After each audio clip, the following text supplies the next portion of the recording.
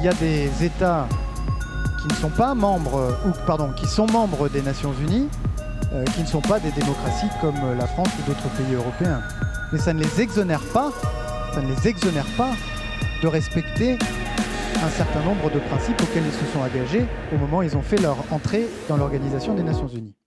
D'accord ? Et donc, sur tout ce sujet des droits de l'homme, puisque vous savez, les 3 missions des Nations Unies, c'est les droits de l'homme, le développement durable et la paix et la sécurité. Donc, sur tout le volet des droits de l'homme, on ne va pas renoncer. Nous qui sommes nation fondatrice, pays des droits de l'homme, on ne va pas renoncer à ça. Et d'ailleurs, ça n'est pas un hasard si nous avons ce qu'on appelle une diplomatie féministe, c'est-à-dire une diplomatie qui à la fois plaide la cause des femmes à l'étranger, qui s'assure, vous savez, je vous ai parlé du service public des Français de l'étranger, qu'une protection particulière soit apportée à nos concitoyennes établies à l'étranger, parce que quand on est victime de violence, par exemple, c'est encore plus difficile quand on est loin de chez soi et qu'on vit à l'étranger. Donc ça, on a un dispositif particulier. Et enfin, diplomatie féministe, pas seulement parce qu'on plaide la cause des femmes, parce qu'on est attentif au sort de nos concitoyennes à l'étranger, mais aussi au sein du ministère, où on veut atteindre la parité et on lutte contre toutes les formes de discrimination ou de violences faites aux femmes. Ça, c'est ce qu'on appelle une diplomatie féministe. Eh bien, la France porte ce concept de diplomatie féministe et accueillera à Paris, à la fin du mois d'octobre, la conférence internationale sur les diplomaties féministes. C'est-à-dire qu'on emmène un certain nombre de pays à faire la même chose que nous. Qu'est-ce que tu fais pour plaider la cause des femmes ? Qu'est-ce que tu fais pour venir en soutien, en assistance à tes concitoyennes en danger à l'étranger ? Qu'est-ce que tu fais pour promouvoir les femmes dans ton propre ministère ? Donc vous voyez, on a une logique proactive de défense des valeurs. Ensuite, et c'est le deuxième point que j'apporte en réponse à votre question, dans le monde qui se brutalise aujourd'hui, il est illusoire de penser que nous serons entendus lorsque nous portons ces messages si nous ne sommes pas forts. Et donc, en défendant nos intérêts quelque part, on se renforce. Alors, ce n'est pas la seule manière de se renforcer, mais ça en fait partie. Et c'est en étant fort, en étant indépendant, que vous serez entendu sur les droits des filles et des femmes, si on parle de ce chapitre-là. C'est pourquoi je suis toujours un petit peu mal à l'aise quand on me dit alors vous défendez les valeurs et les intérêts, ou juste les valeurs, ou juste les intérêts. En fait, c'est un tout petit peu moins schématique que ça. Il faut défendre les intérêts pour que la France soit forte, et il faut que la France soit forte parce qu'elle a une vocation particulière, qui est celle qu'exprimait le général de Gaulle quand il disait « La grandeur de la France a un pacte 20 fois séculaire, un pacte de 2000 ans avec la liberté du monde ». Et c'est très intéressant de voir comment dans cette phrase, vous retrouvez les deux notions, la grandeur, et c'est en étant grande que la France peut œuvrer à la liberté du monde, à la défense des droits partout dans le monde. Mais je ne crois pas qu'il faille opposer les deux.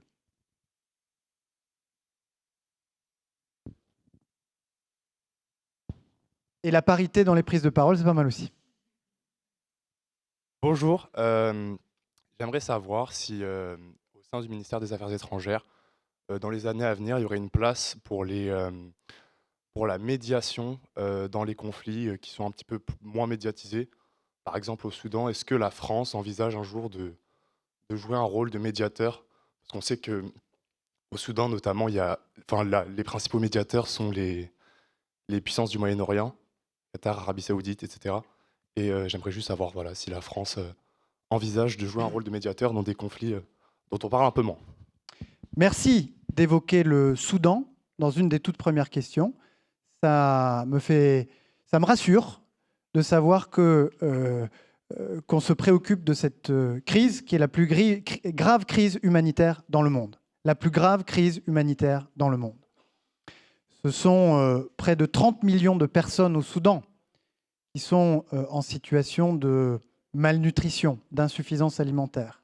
30 millions. 30 millions. Ce sont proches de 15 millions de personnes qui ont déjà dû fuir leur foyer pour échapper aux violences et aux exactions. 15 millions.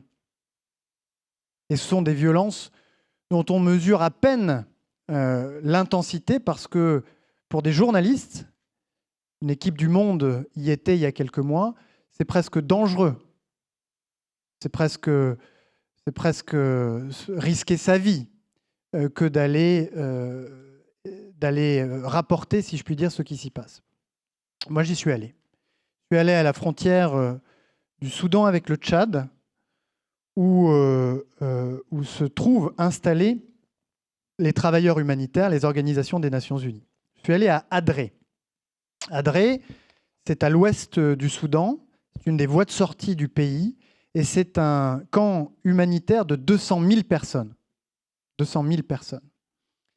Et dans la tente d'accueil des personnes qui littéralement franchissent la frontière, j'ai échangé avec des femmes, des hommes et des enfants qui arrivaient tout droit du Soudan. Échanger est une exagération.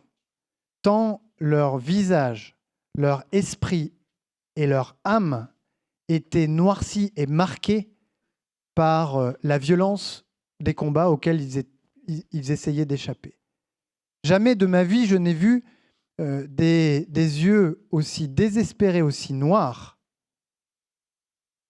que ceux qui étaient en face de moi ce jour-là au Soudan. Alors, sur cette frontière entre le Soudan et le Tchad, j'ai tenu des propos pour appeler les puissances extérieures au conflit à cesser de l'alimenter en fournissant des armes aux belligérants. Puisqu'on est dans le contexte d'une guerre civile qui oppose deux factions qui auparavant étaient ensemble et formaient l'armée du Soudan, si l'on résume, et tenter ainsi de placer les puissances extérieures face à leurs responsabilités, face à cette situation absolument dramatique. Votre question est portée sur la médiation. La médiation, il y a en principe un lieu tout à fait adéquat pour qu'elle puisse s'organiser. Ça s'appelle le Conseil de sécurité des Nations Unies. Le Conseil de sécurité des Nations Unies, c'est l'instance, disons, suprême des Nations Unies qui est chargée des questions de paix et de sécurité. Il est formé de 15 membres, dont 5 membres permanents, la France, le Royaume-Uni, la Russie, la Chine et les États-Unis, qui étaient là à la fondation des Nations Unies, et eux ont le siège en permanence et ont un droit de veto, comme vous le savez. Les 10 autres membres sont élus par rotation tous les 2 ans. C'est dans ce conseil que la communauté internationale, ou c'est à ce conseil que la communauté internationale, en sortant de la Deuxième Guerre mondiale, a confié la résolution des conflits. Mais de toute évidence, ce conseil est bloqué, et de toute évidence, ce conseil est insuffisamment représentatif des puissances qui, depuis 1945, depuis la signature de la Charte des Nations Unies il y a 80 ans, ont émergé. Et il y a en particulier un absent notable parmi les membres permanents du Conseil de sécurité, c'est le continent africain. Et nous plaidons pour que 2 pays africains puissent entrer aux côtés des 5 membres permanents, avec toutes les prérogatives associées à ce siège, pour que la voix de l'Afrique puisse être entendue. Et puis en parallèle, et en attendant, nous soutenons les médiations qui sont conduites par l'Union africaine, l'Union des pays africains, pour tenter au Soudan, comme dans les Grands Lacs à l'est de la République démocratique de Congo, de trouver les voies de la concorde, du cessez-le-feu et de la paix juste et durable. Oui. Bonjour, Monsieur le Ministre. Merci de votre intervention. Il me semble que dans votre propos, vous n'avez pas abordé le secteur de la coopération culturelle et de la coopération technique et scientifique que nous exerçons avec un certain nombre de pays. Je pense que c'est important, en particulier pour les étudiants qui sont parmi nous. Je voulais savoir quelle place vous réservez à ce volet. Merci. Merci de le rappeler. Je crois que Didier l'a fait tout à l'heure dans son introduction. Il y a le porte-avions, le Quai d'Orsay, les postes et les ambassades. Et puis vous avez entendu Didier Lebray parler des opérateurs. Et dans les opérateurs, il y a, dans le domaine culturel, scientifique, économique, etc., des leviers d'action très puissants et très importants dans notre relation bilatérale avec les pays concernés.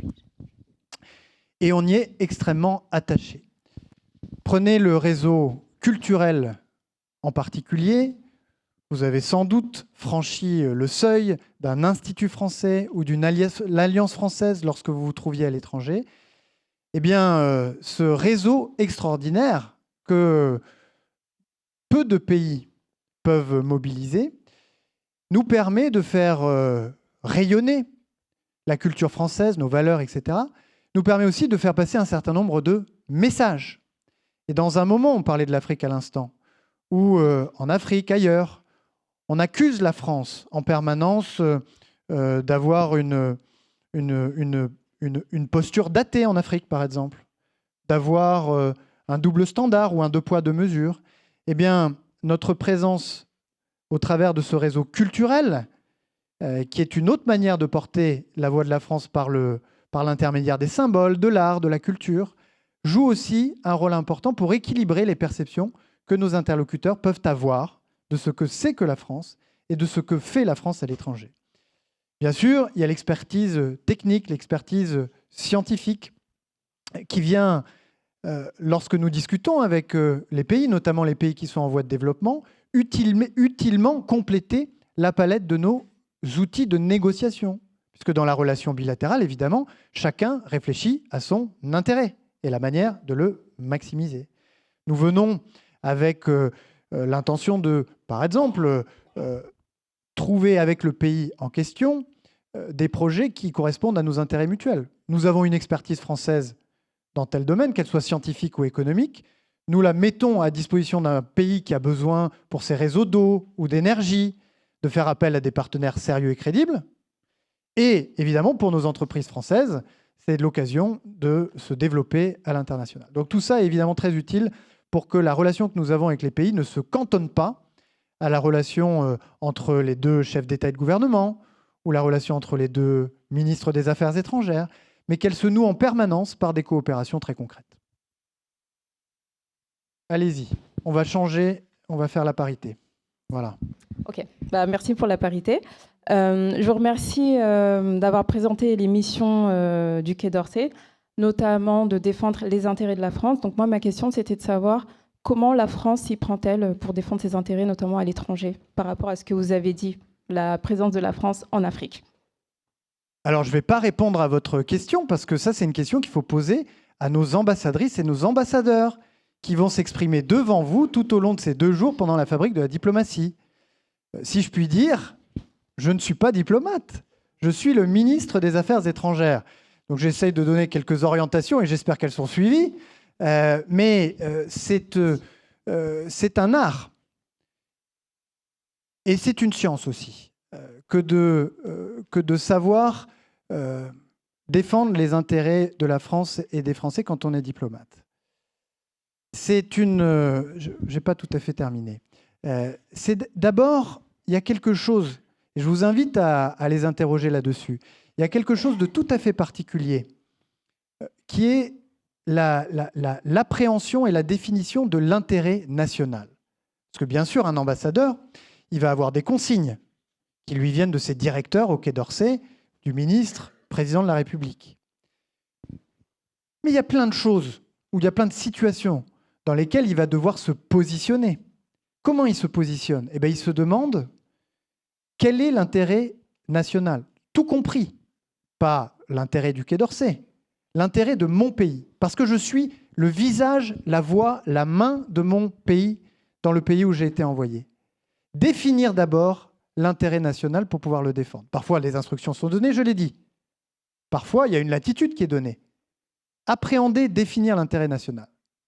Premier élément. Deuxième élément, comprendre la manière dont je peux obtenir des choses de la part de mes interlocuteurs. Bon, il y a la relation bien connue du cadre bilatéral. C'est comme le nom l'indique, une relation bilatérale où il faut, bien sûr, cheminer sur une ligne de crête entre la prise en compte des réalités, du point de départ de son interlocuteur, sans dévier par rapport à la nécessité de défendre nos intérêts. Et puis, je le disais tout à l'heure sur le podium, il y a la nécessité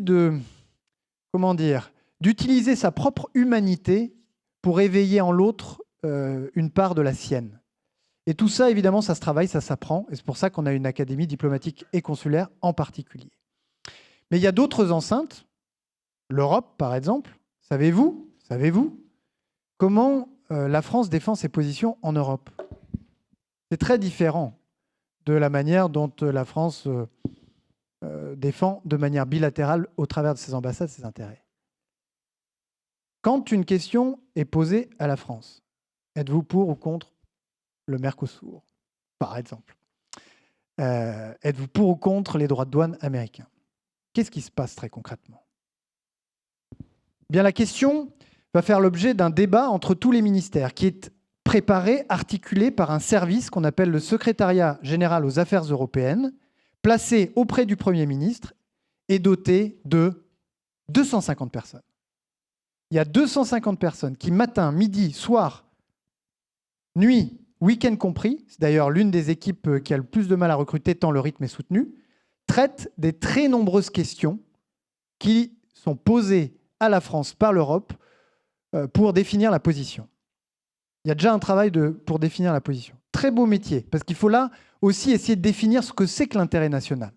Comment je soupèse les intérêts de tel ministère par rapport à tel autre, de tel secteur par rapport à tel autre. Et on arrive à la décision qui est arbitrée par l'exécutif. Une fois qu'elle est arbitrée, il faut la défendre. Il faut gagner, parce que tous les pays d'Europe ne sont pas systématiquement d'accord avec nous. Comment ça marche?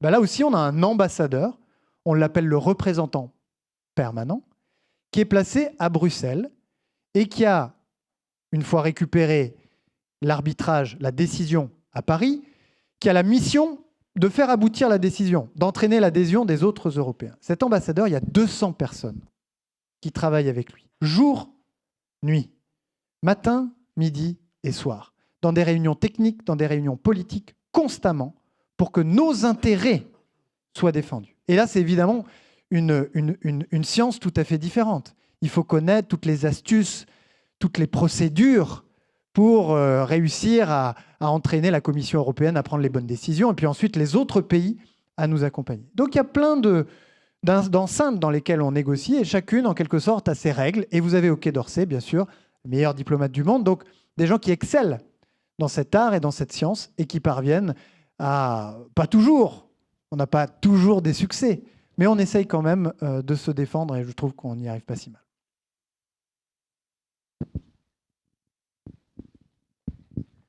Bonjour Monsieur le Ministre, je souhaitais vous parler de cette politique de non-alignement, cette politique qui fut la caractéristique, la force même de la France pendant la guerre froide et qui fut la stratégie du général de Gaulle. Est-ce que vous pensez que cette politique, cette posture de la France de non-alignement a encore sa place, peut encore trouver sa place dans le contexte géopolitique actuel? Oui, c'est ce que j'appelle la voix singulière de la France, qui a, je dirais, une longue histoire derrière elle, qui est ancrée dans des grands principes, les principes des Lumières, qui ont été traduits dans la Déclaration des droits de l'homme, dans la Charte des Nations Unies, auxquelles nous sommes profondément attachés, pas seulement parce que nous sommes des romantiques ou des idéalistes, mais parce que nous considérons qu'il n'y a pas de paix sans la justice, pas de justice sans la vérité, et qu'il est illusoire d'imaginer pouvoir résoudre les grands problèmes du monde si l'on ne respecte pas ces grands principes. Cette voix, elle peut continuer à être entendue dans le concert des nations, à condition bien sûr de n'accepter jamais les doubles standards et à condition ensuite d'être beaucoup plus fort. Je le disais en creux en réponse à la première question. C'est bien beau d'être non aligné, si je puis dire, d'avoir une voix singulière. Mais si vous êtes faible, si vous êtes perçu comme quantité négligeable, alors ça ne sert à rien. Et notre force, notre poids à l'extérieur, c'est pas compliqué, ça dépend de notre force à l'intérieur. Notre force militaire, c'est pourquoi le président de la République a voulu relever le niveau de nos investissements dans ce domaine, de notre force économique, C'est pourquoi de plus en plus nombreux les gouvernements européens appellent à un allègement des normes pour que se libère l'énergie créatrice en Europe. Et puis la force morale, celle qui consiste à dire « je ne me laisse pas intimider par qui que ce soit des nouveaux empires qui voudraient imposer leur vision par la force ». Donc la France conservera, en tout cas, je l'espère de tout mon cœur, au-delà de ces mois et de ces années qui viennent, cette voie singulière qui lui permet encore aujourd'hui le tour de force sur l'océan à Nice, le tour de force cet été sur la reconnaissance de la Palestine. C'est parce que les pays du monde savent que nous avons cet attachement à nos principes, cette indépendance, que nous sommes entendus et que nous parvenons à entraîner d'autres avec nous. Mais si nous voulons la préserver, cette voie singulière, il faut nous renforcer. Pour ça, tout à l'heure, je parlais aussi de notre capacité à parler dans le champ des perceptions, dans le champ informationnel aujourd'hui fragmenté. Et moi, je veux que ceux qui aujourd'hui s'amusent à dénigrer la France sur les réseaux sociaux comprennent rapidement que ça va leur causer de gros problèmes. Nous allons relever notre niveau de jeu et nous allons devenir dissuasifs. Parce que beaucoup de pays, pour fragiliser la France justement, voudraient faire croire que la France n'est plus non alignée, que la France a des doubles standards, que la France n'a pas changé de rapport avec l'Afrique. Et c'est inacceptable pour moi, alors même que tout ce que nous faisons contredit ces affirmations. Donc les équipes le savent, pas uniquement à la direction de la communication et de la presse du Quai d'Orsay, mais dans l'ensemble du ministère. Et je salue la présence de la secrétaire générale qui est là à mes côtés ce matin, qui est en quelque sorte qu'garante de ce projet de transformation avec nous. Relever le niveau de jeu pour être dissuasif, pour qu'on cesse de dénigrer en permanence ce qu'est la France, ce que fait la France dans le reste du monde. Mesdemoiselles, mesdames, allez-y. Monsieur le ministre, bonjour. Je suis Anna Furtuna, jeune journaliste de 16 ans et je tiens un podcast culturel. Alors j'aimerais vous poser 2-3 questions très courtes, si vous le voulez bien. Donc la première serait la suivante. Pensez-vous que la culture peut être un facteur de rapprochement entre les jeunes Européens? Et si oui, comment pouvons-nous l'encourager? Bien sûr que la culture est un point de rapprochement, de recollement entre les Européens. Pourquoi? Eh bien, parce que, j'en parlais tout à l'heure, l'Europe n'est pas tombée du ciel, elle est née au Quai d'Orsay. Quand je dis l'Europe, ce n'est pas l'Europe au sens continental du terme, parce que le continent européen, ça fait longtemps qu'il existe en tant que tel. C'était l'organisation politique. Comme vous le savez, un certain nombre d'observateurs, à raison, nous expliquent que ce qui a manqué à cette construction européenne, comme le disait Jacques Delors lui-même, ce sont les émotions partagées. Le fait qu'on ait le sentiment réel et profond d'appartenir à un même ensemble, à une même communauté. Je pense que ce sentiment est appelé à grandir puisque dans ce monde qui se brutalise, où naissent des empires qui nous ont pris pour cible parce que nous sommes des défenseurs inlassables de la démocratie et de la liberté, tout ça va nous rapprocher.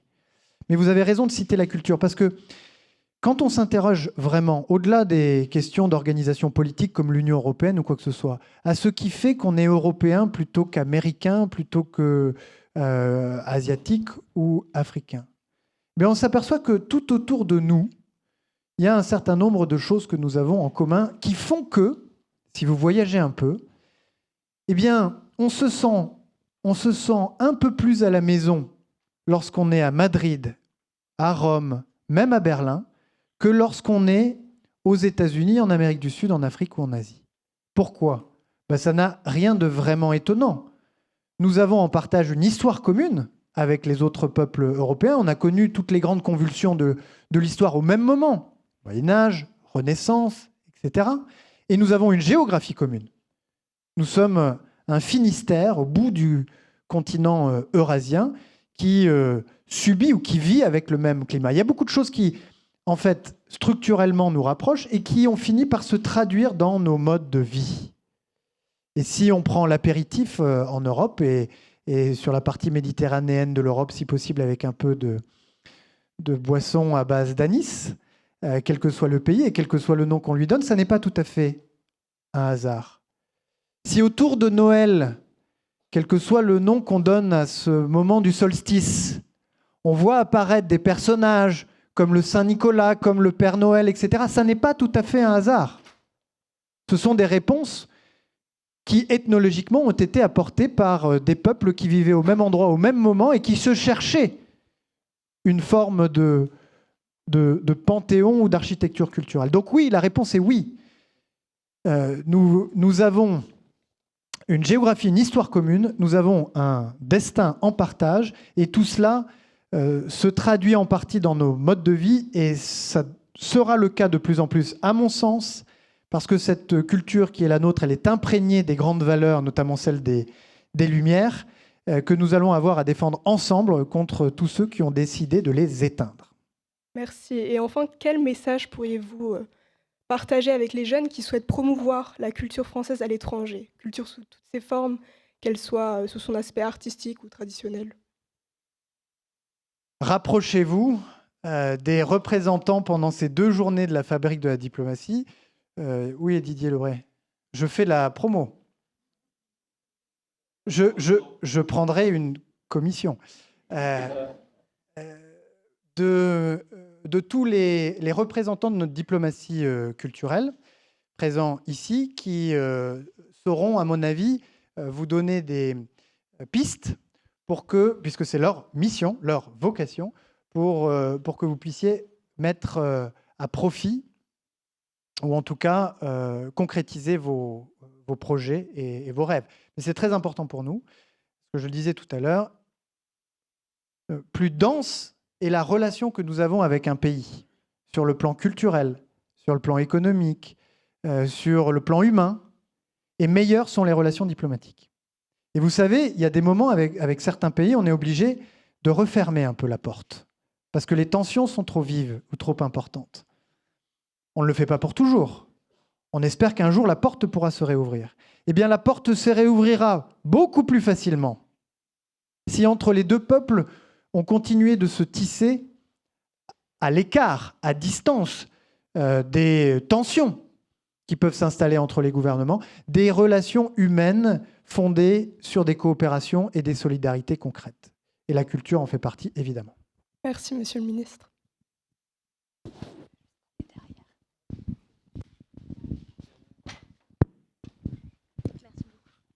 Bonjour Monsieur le Ministre, vous avez évoqué tantôt les catastrophes naturelles qui sont directement liées au dérèglement climatique. J'aimerais savoir, étant donné la situation de plus en plus préoccupante, comment est-ce que la place qui est accordée à ces questions va évoluer concrètement dans ces prochaines années? Vaste question. Sortez-moi ma boule de cristal, s'il vous plaît.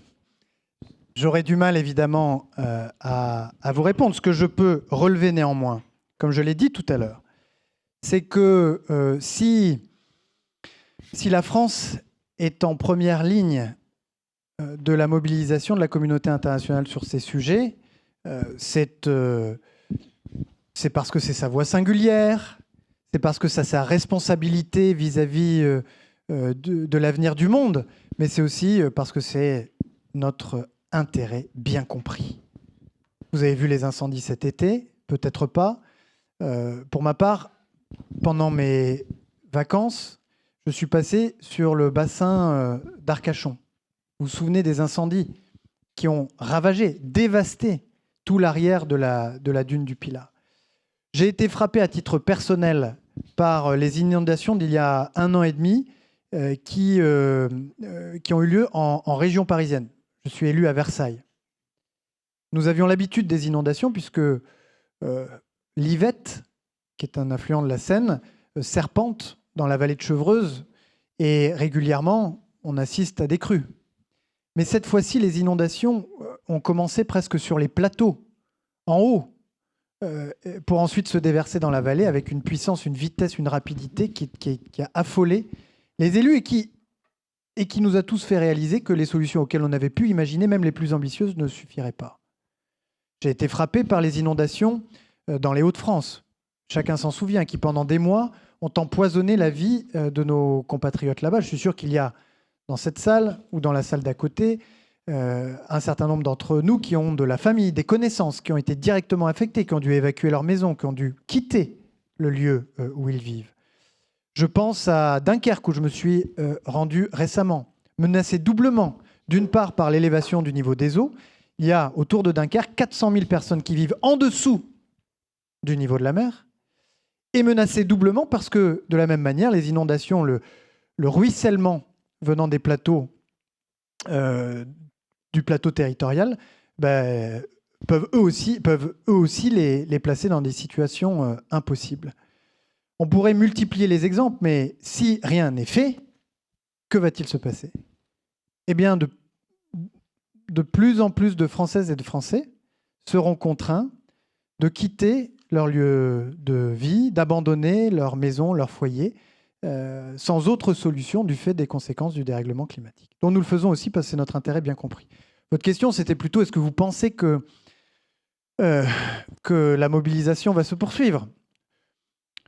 Écoutez, l'espérance est un risque à courir, comme le disait Bernanos. Parce que nous aurions pu, nous aussi, baisser les bras quand la nouvelle administration aux États-Unis a dit « je ne veux plus entendre parler de climat ».